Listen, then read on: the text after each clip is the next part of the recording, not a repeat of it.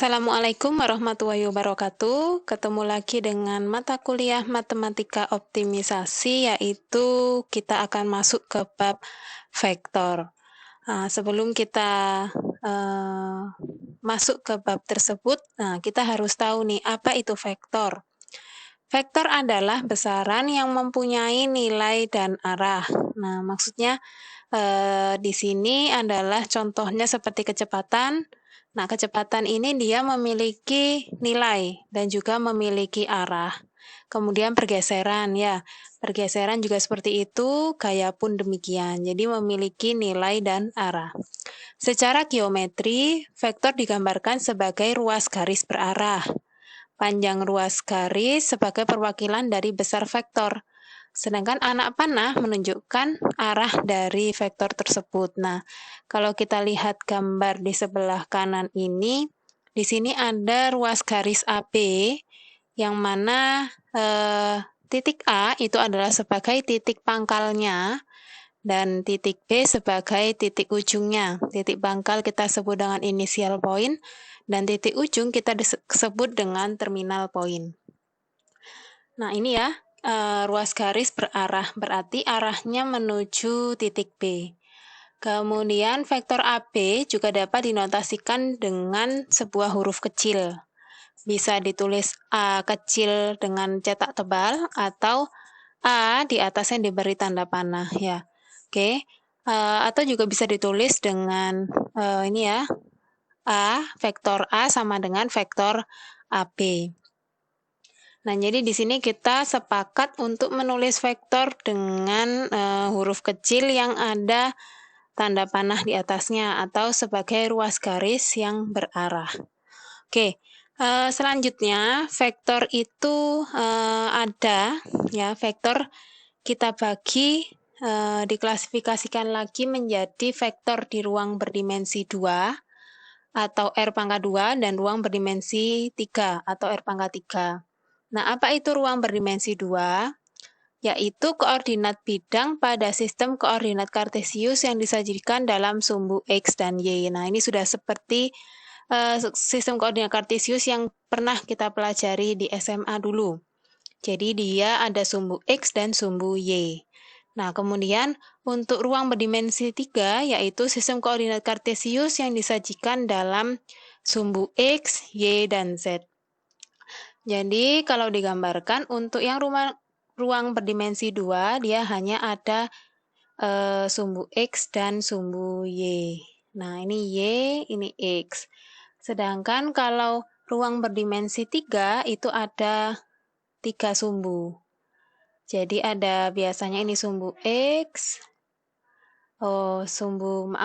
biasanya ini sumbu Z ya. Sumbu Z, sumbu X, dan sumbu Y. Nah, oke. Kemudian notasi vektor sendiri. Nah, kita bisa menyatakan vektor itu sebagai yang pertama pasangan berurutan. Jadi untuk di ruang berdimensi 2, kalau pasangan berurutan berarti X, Y. X1, Y1, dia seperti titik. Oke. Kemudian kalau ruang dimensi 3 berarti X, Y, Z. Jadi ada mewakili tiga sumbu tadi. Kemudian V untuk vektor kolom. Nah, yang kedua dapat disajikan dengan vektor kolom. Vektor V disajikan dengan X1, V1. Jadi dia ditulis menurun, ya. Kemudian untuk 3 dimensi, untuk berdimensi 3 atau R pangkat 3, dia berarti X1, Y1, Z1 menurun. Untuk baris dia mendatar, berarti X1, Y1 mendatar ya. Kemudian untuk ruang dimensi 3, X1, Y1, Z1. Untuk vektor dalam bentuk basis, yaitu kita sajikan dalam bentuk X1I, ya, I-nya sendiri ini vektor, plus Y1C. Kemudian untuk ruang berdimensi 3, X1I plus Y1 vektor C plus Z1 vektor K. Selanjutnya, kalau kita sudah paham tentang notasi-notasi vektor, nah kita masuk ke jenis-jenis vektor khusus. Yang pertama ada vektor 0. Vektor 0 adalah suatu vektor yang titik awal dan titik ujungnya sama atau berimpit. Panjang vektornya itu 0 dan arahnya tak tentu karena dia kedua titik awal dan titik ujungnya dia saling berhimpit. Jadi dia hanya berupa suatu titik. Dinotasikan dengan vektor 0 ya, seperti ini. Kemudian untuk di R2, ruang dimensi 2, yaitu berarti 0,0. Kemudian untuk ruang dimensi 3, komponennya 0,0,0. Selanjutnya ada vektor negatif. Jika vektor V adalah sebarang vektor tak 0, maka negatif vektor V dibaca negatif vektor V yang didefinisikan sebagai vektor yang mempunyai panjang vektor yang sama dengan V. Nah, tapi arahnya berlawanan dengan vektor V. Nah, untuk lebih jelasnya kita perhatikan gambar berikut. Di sini saya mempunyai vektor AB yang mana arahnya ke atas. Kemudian ada vektor BA ya, arahnya ke A, dari B ke A ya, kalau yang tadi dari A ke B. Nah, dua vektor ini saling sejajar dan panjangnya sama, namun memiliki arah yang berlawanan, yang satu ke atas, yang satu ke bawah. Dalam hal ini, vektor BA merupakan negatif dari AB. Kenapa? Karena arahnya berlawanan, sedangkan panjangnya sama. Kita dapat tuliskan BA, vektor BA berarti negatif dari vektor AB. Nah, sama juga dengan berarti vektor AB sama dengan negatif vektor BA. Kita masuk ke jenis ketiga, yaitu vektor satuan. Vektor satuan dari vektor V adalah vektor yang arahnya searah dengan vektor V dan panjangnya satu satuan. Untuk di ruang dimensi 2 dan dimensi 3, kita punya vektor satuan baku dan vektor satuan dari suatu vektor. Nah, untuk yang ruang dimensi 2 dinyatakan dengan IJ, kemudian untuk dimensi 3, vektor satuan bakunya ada IJK dengan elemen masing-masing. Kemudian, untuk vektor satuan E, ya ini vektor satuan dari vektor A. Misalkan kita nanti punya vektor A yang elemennya, yang komponennya X1, Y1.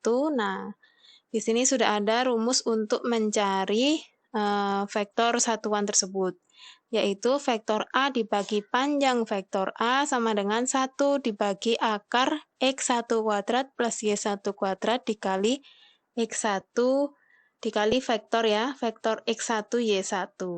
Nah, untuk vektor ruang dimensi 3 sama seperti itu ya, bedanya hanya elemennya. Ya, kalau tadi X1, Y1, untuk di ruang dimensi 3, X1, Y1, Z1. Kita lanjut ke jenis selanjutnya, yang keempat yaitu ada vektor posisi. Vektor posisi adalah suatu vektor yang titik pangkalnya adalah titik asal O. Jadi titik asal di sistem koordinat itu adalah titik O yang mana koordinatnya 0,0 untuk di ruang dimensi 2, untuk di ruang dimensi 3 0,0,0 ya. Letaknya kalau ruang dimensi 2 ini ada gambar ya, sumbu koordinat. Nah, dia O-nya di sini. Ya. Dia di sini ada titik O. Kemudian, nah, apa yang disebut dengan vektor posisi yaitu vektor yang titik pangkalnya di titik O. Nah, ini ya, titik pangkalnya di titik O dan titik ujungnya di suatu titik. Nah, anggap aja ini titik A yang mana komponennya X1, Y1. Nah, OA berarti vektor O ke A. Bisa kita lambangkan dengan vektor A sama dengan X1, Y1 atau ini dalam pasangan berurut atau kita tulis dalam vektor kolom yaitu X1, Y1 tegak ke bawah ya, menurun ke bawah. Begitu juga dengan vektor posisi untuk ruang dimensi 3, titik pangkalnya adalah titik O yang mana sumbunya ya, titiknya itu berada di 0,0,0 titik pangkalnya dan titik ujungnya yaitu X1, Y1, Z1. Nah, ini suatu titik. Nah, kemudian bisa kita tuliskan sebagai vektor OA atau kita tuliskan A kecil ya, vektor A kecil sama dengan Komponennya berarti X1, Y1, Z1 dalam bentuk pasangan berurut, atau bisa kita tulis dengan vektor kolom, yaitu tegak ke bawah ya, menurun ke bawah, X1, Y1, Z1. Nah, ini kalau digambarkan ada titik O, kemudian ada titik A di ruang dimensi 3, berarti vektor OA ya, ini tadi ya. Oke, elemennya adalah elemen dari titik itu sendiri. Ini juga seperti itu, elemennya adalah titik itu sendiri. Kemudian kita masuk ke jenis selanjutnya. Vektor di antara dua titik. Nah, untuk ruang dimensi 2, misalkan suatu vektor AB yang memiliki titik pangkal di titik A, X1, Y1 mempunyai koordinat X1, Y1 dan titik ujungnya titik B, X2, Y2, maka komponen-komponen vektornya diperoleh dari vektor AB sama dengan vektor OB dikurangi vektor OA. Nah, kita tahu tadi ini ya, masing-masing mempunyai vektor posisi. Titik A mempunyai vektor posisi, titik B mempunyai vektor posisi. Nah, karena ini A ke B, berarti untuk mendapatkan komponennya kita balik aja, yaitu berarti B dulu. B dikurangi A, ya, B dikurangi vektor B dikurangi vektor A. Elemen vektor B, ya, komponen vektor B dikurangi komponen vektor A. Kemudian hasilnya tinggal kita kurangi X2 min X1, Y2 min Y1. Oke. Sama juga di ruang dimensi 3, ya, berarti titik pangkalnya titik A yang ada koordinatnya X1, Y1, Z1, titik ujungnya koordinat titik B yang mana koordinatnya X2, Y2, Z2. Nah, cara dapat komponen-komponennya yaitu sama seperti tadi, berarti vektor AB sama dengan vektor B min vektor A. Oke, kita tinggal mengurangkan komponen-komponennya saja ya, X2 min X1, Y2 min Y1, Z2 min Z1. Nah, ini jangan sampai terbalik ya. Kalau AB berarti B min A, ya. A, B, B min A. Berarti nanti kalau ada vektor, misalkan vektor PQ berarti Q min P. Seperti itu ya. Nah, oke. Kita lanjutkan. Contoh. Tentukan komponen vektor AB dengan titik pangkal A 2 min 1, 4 dan titik ujungnya titik B 7, 5, min 8. Nah, berarti untuk mendapatkan vektor AB seperti tadi yaitu OB, vektor OB dikurangi vektor OA atau vektor B dikurangi vektor A. Nah, kita langsung ambil elemennya ya. Untuk B-nya tadi 7, 5, min 8. Untuk yang A 2 min 1, 4. Tinggal kita kurangi masing-masing. 7 kurangi 2, 5. 5 dikurangi min 1, berarti 5 tambah 1, 6. Min 8 dikurangi min 4, min 12. Maka kita dapatkan vektor AB. Selanjutnya ada panjang vektor. Nah, untuk panjang vektor di ruang dimensi 2, ada panjang vektor posisi ya. Jadi setiap vektor ini memiliki panjang vektor. Untuk vektor posisi ya, yang mana elemennya atau komponennya X1, Y1, berarti untuk mendapatkan panjang vektornya yaitu lambangnya ya. Lambangnya tinggal kita beri kurung garis seperti ini ya. OA berarti ini dilambangkan dengan panjang vektor, yaitu rumusnya akar dari X1 kuadrat plus Y1 kuadrat. Begitu juga dengan ruang dimensi 3. Akar dari X1 kuadrat plus Y1 kuadrat plus Z1 kuadrat. Kemudian bagaimana dengan vektor di antara dua titik A dan B? Nah, lambangnya kita beri kurung, ya, kurung seperti determinan ya ini ya. Dari panjang dari vektor AB, kita bacanya panjang dari vektor AB, yaitu akar dari X2 min X1 kuadrat plus Y2 min Y1 kuadrat. Yang mana pastinya titik A-nya di sini koordinatnya X1, Y1, titik B-nya X2, Y2. Oke, begitu juga dengan ruang dimensi 3 ya, berarti akar dari X2 min X1 kuadrat plus Y2 min Y1 kuadrat plus Z min Z1 kuadrat. Berarti di sini koordinat vektor A, titik A-nya itu X1, Y1, Z1. Untuk titik B-nya berarti X2, Y2, Z2. Selanjutnya kita masuk ke contoh. Tentukan panjang vektor U, yang mana vektor U ini adalah vektor posisi. Ya, dengan komponen min 3, 2, 1. Kemudian yang B, tentukan jarak antara titik A, 2, min 1, min 5, dan titik B, titik ujungnya adalah 4, min 3, 1. Oke.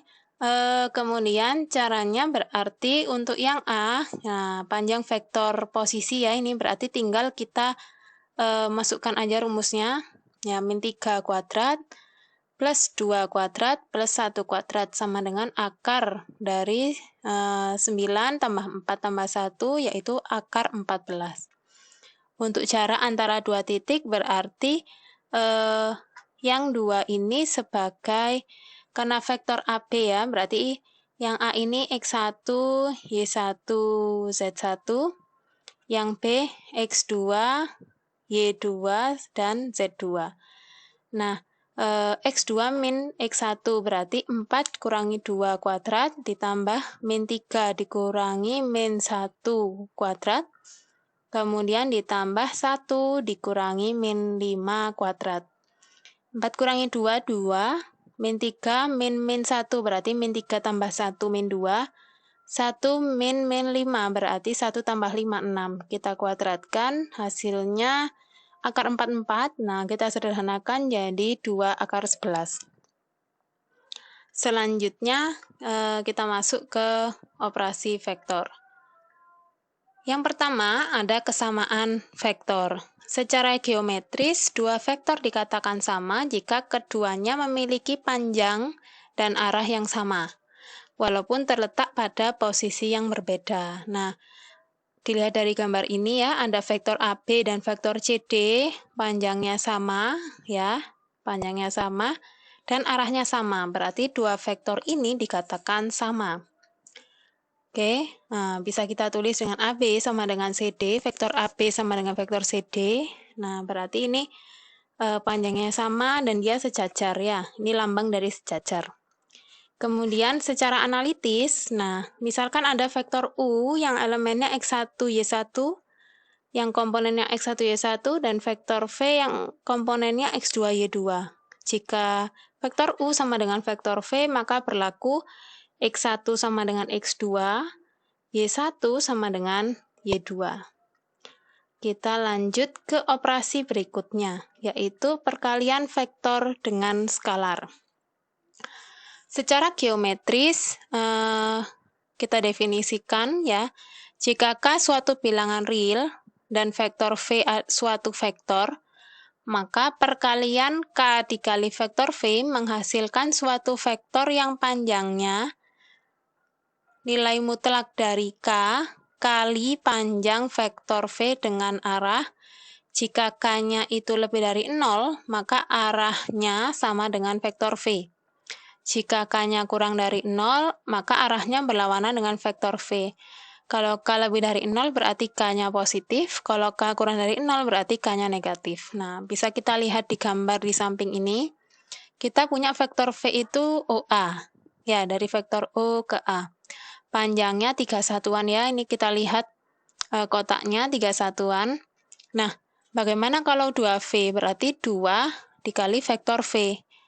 Nah, ini kan perkalian KV menghasilkan suatu vektor yang panjangnya K kali. Berarti kalau 2V 2 kali vektor V. Yang tadinya panjangnya 3, jadi panjangnya 6. 1, 2, 3, 4, 5, 6. Nah, arahnya tetap sama karena 2 ini adalah bilangan positif atau K-nya bernilai positif.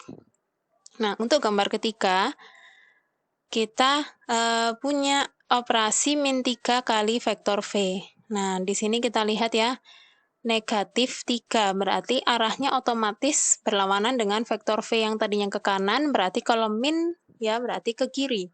sebaliknya. Nah, untuk 3-nya berarti 3 kalinya. Kalau tadi vektor V 3 satuan berarti min 3V dengan arah yang berlawanan dan panjangnya 3 kali 3 satuan berarti 9. 1, 2, 3, 4, 5, 6, 7, 8, 9. Nah, seperti itu ya. Untuk secara analitis, jika kita punya vektor V yang komponennya X1, Y1, berarti K dikali vektor V sama dengan K dikali X1, Y1, sama dengan kita kalikan ke masing-masing komponennya. K dikali X1, kemudian K dikali Y1. Untuk sifat-sifatnya, jika vektor V dan vektor W adalah vektor di ruang dimensi 2 atau ruang dimensi 3, ya, jadi berlaku untuk kedua ruang ini, ya. Kebetulan ini saya tulisnya hanya ruang dimensi 2 ya, tapi berlaku untuk 2 dan 3. Serta K dan L adalah skalar, maka berlaku sifat yang pertama, K dikali negatif vektor V sama dengan negatifnya bisa kita pindah, berarti negatif dikali K kali vektor V, atau sama dengan juga negatif KV. Seperti itu ya. Kurungnya kita lepas. Kemudian sifat yang kedua, K dikali dalam kurung L dikali vektor V. Nah, itu sama berarti dengan KL, kita kalikan dulu, baru kita kalikan dengan vektor V. Untuk sifat yang ketiga, K ditambah plus minus, bisa ditambah, bisa dikurangi L ya, dikali vektor V. Nah, berarti ini sifat distributif di K dikali vektor V, plus minus L dikali vektor V. Untuk sifat yang keempat, K dalam kurung vektor V ditambah plus minus vektor W. Nah, sama saja ini juga distributif, berarti K dikali vektor V plus minus K dikali vektor W. Untuk sifat yang kelima, 1 dikali vektor V sama dengan vektor V itu sendiri. Selanjutnya, kita masuk ke contoh. Diketahui vektor A yang mana komponennya 2, 4, 6. Tentukan yang A min 3 kali vektor A. Berarti min 3 dikali 2, 4, 6. Kita kalikan satu-satu, min 3 kali 2, min 6. Min 3 kali 4, min 12. Min 3 kali 6, min 18. Untuk yang B, 2 dikali setengah kali vektor A. Nah, ini sama-sama skalar ya. 2-nya skalar, setengahnya juga skalar. Berarti bisa kita kalikan dulu. 2 kali setengah, baru hasilnya nanti kita kalikan vektor A. 2 kali setengah, ya, 2 bisa dicoret. Berarti hasilnya 1. 1 kali vektor 2, 4, 6, yaitu vektor 2, 4, 6 itu sendiri. Oke, kemudian kita lanjutkan ke operasi selanjutnya, yaitu penjumlahan vektor. Penjumlahan vektor secara geometris ya. Nah, jika beberapa vektor dijumlahkan, maka akan dihasilkan sebuah vektor baru yang disebut dengan resultan vektor. Nah, di sini misalkan diketahui ada 3 vektor berikut. Vektor U yang mempunyai arah seperti ini, vektor V, dan vektor W. Nah, dari ketiga vektor U, V, W tersebut dapat dijumlahkan dengan metode sebagai berikut. Yang pertama metode segitiga. Nah, di sini kita lihat bentuknya ya. Vektor U arahnya ke kanan, vektor V arahnya ke bawah. Titik ujung vektor U bertemu dengan titik pangkal vektor V ya. Metode segitiga, jadi membentuk segitiga. Maka hasilnya adalah resultannya ini berarti dimulai dari titik ujung vektor V ke titik pangkal vektor U. Kita lihat berarti vektor R ini adalah vektor U ditambah vektor V. Kemudian, nah, untuk vektor R, metode jajar genjang, kita berarti membentuk seperti jajar genjang. Nah, yang bisa dibentuk adalah dari vektor V dan vektor W. Vektor V arahnya ke bawah, vektor W arahnya miring ke kiri. Ya, ini bisa kita bentuk jajar genjang ya. Maka diagonal jajar genjangnya ini disebut resultannya atau vektor V ditambah vektor W. Di sini kalau kita lihat vektor V dan vektor W bertemu di titik pangkal. Kemudian untuk resultannya dari titik pangkal pertemuan titik pangkal tadi ke sini ya, ke diagonal jajar genjangnya. Oke, kemudian metode yang ketiga adalah metode poligon. Nah, poligon di sini berarti sisi banyak. Jadi tidak hanya terbatas dari 3 vektor, bisa 4, 5, dan seterusnya. Nah, di sini hampir sama seperti metode segitiga tadi, jadi pertemuannya itu antara titik ujung dan titik pangkal. Vektor titik ujung vektor U ketemu titik pangkal vektor V.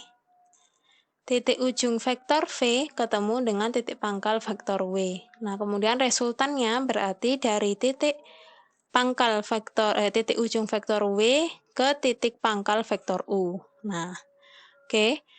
Itu penjumlahan secara geometris. Nah, kemudian bagaimana dengan secara analitis?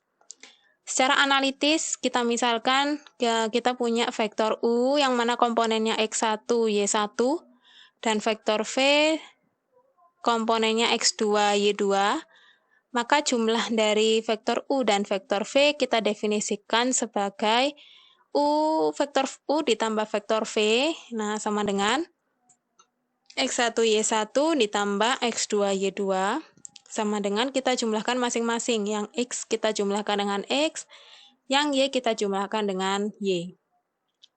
Untuk sifat-sifatnya, nah misalkan kita punya 3 vektor U, V, W adalah vektor di R2 atau R3. Maka berlaku yang pertama sifat komutatif, yaitu dibalik ya.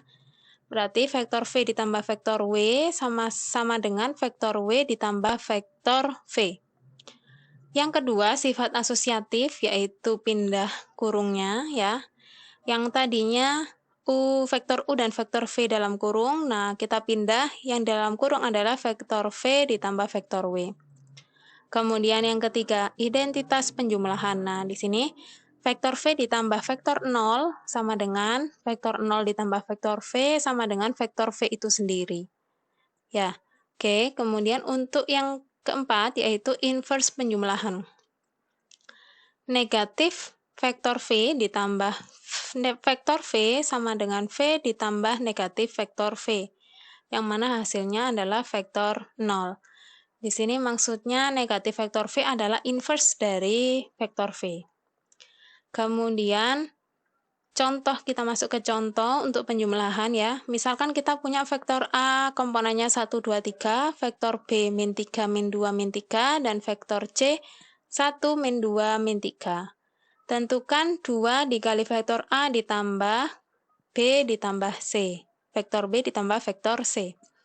Berarti kita kalikan dulu 2 kali vektor A ditambah dalam kurung vektor B tambah vektor C. Kita jumlahkan dulu berarti ya.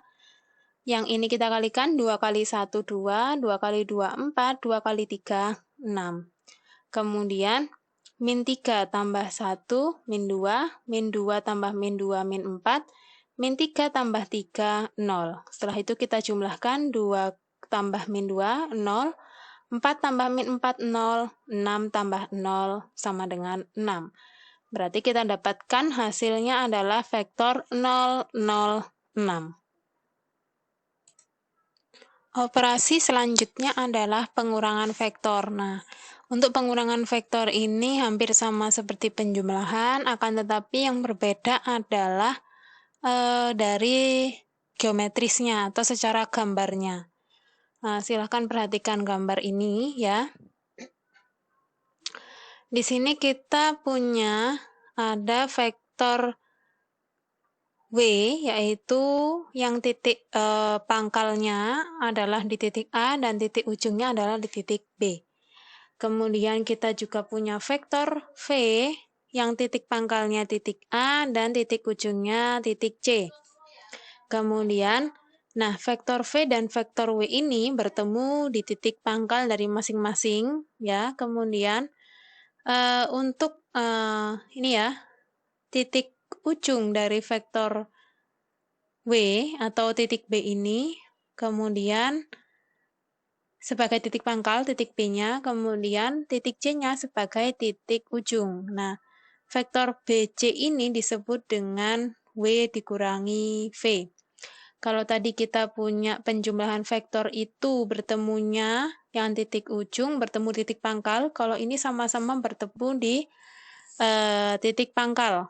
Nah, tapi juga membentuk bentuk segitiga. Nah, itulah yang disebut dengan V dikurangi W. Nah, coba kita lihat segitiga yang sebelah sini. Kita punya vektor V yang mana titik pangkalnya A, titik ujungnya C, kemudian ada vektor negatif W, berarti kalau negatif W adalah vektor yang memiliki panjang sama seperti vektor W, akan tetapi arahnya berbeda. Ya, kalau vektor W tadi arahnya ke kanan, vektor negatif W berarti arahnya ke kiri. Nah, di sini juga metode segitiga ya, bertemu di titik ujung titik pangkal ya. Titik ujung V bertemu di titik pangkal vektor negatif W, kemudian membentuk metode segitiga, yang mana hasilnya yang hitam ini ya, ini disebut dengan V ditambah negatif W. Seperti itu. Ya, jadi kalau kita lihat di sini AB itu W, AC itu vektor V, maka BC, ini ya, BC hasilnya itu kan V dikurangi W. V-nya tadi AC, W-nya AB. Kemudian kalau vektor AD yang hitam yang sebelah sini itu adalah penjumlahan dari vektor V dan negatif vektor W. V-nya tadi adalah AC dan negatif V-nya adalah vektor CD.